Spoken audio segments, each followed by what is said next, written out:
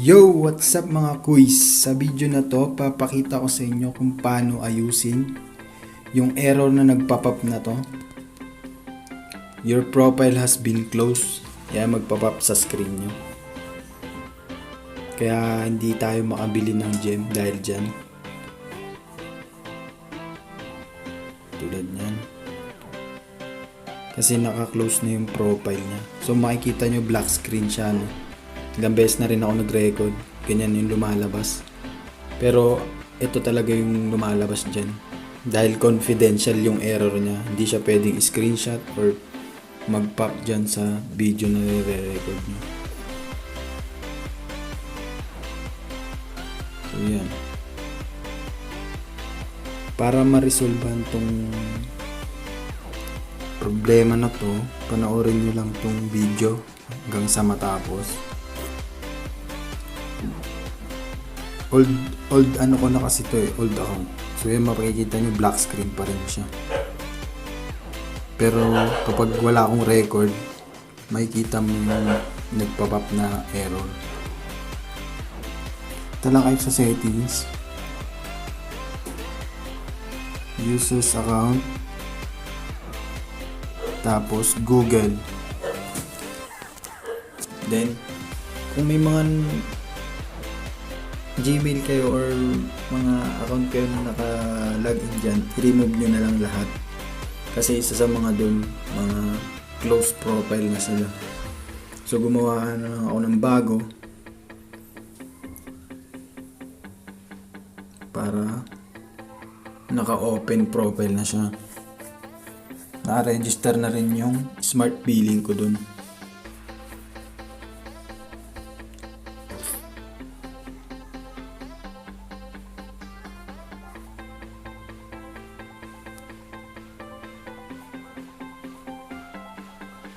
So yan, agree. Okay, meron na tayong nakalagin na sa users account ko yung Gmail. Ngayon punta na tayo sa Mobile Legends. Check na natin kung pwede na siya.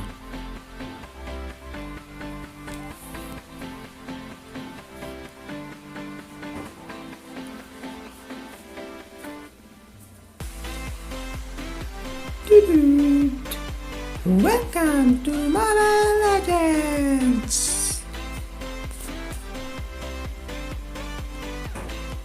All troops deploy! Ayan, hintayin lang natin mag-load. Okay, check na natin kung pwede na mag-top. Yan. Boom! So yan guys, mga quiz, pwede na siya. Tsaka naka-register na siya sa smart billing.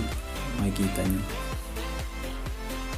Pwede na ako mag-tap ng gem. Kaso wala pa akong load ngayon. Pero pag nag-load na ako, pwede na ako makapag-tap. So yan, di na lumalabas kung mapapansin nyo, mga quiz, di na lumalabas yung error na your profile has been closed. So yun, sana nakatulong sa inyo. Your remaining balance is insufficient. So yun, load na lang ang kulang para makapag-tap ka. So yun guys, peace. Sana nakatulong sa inyo.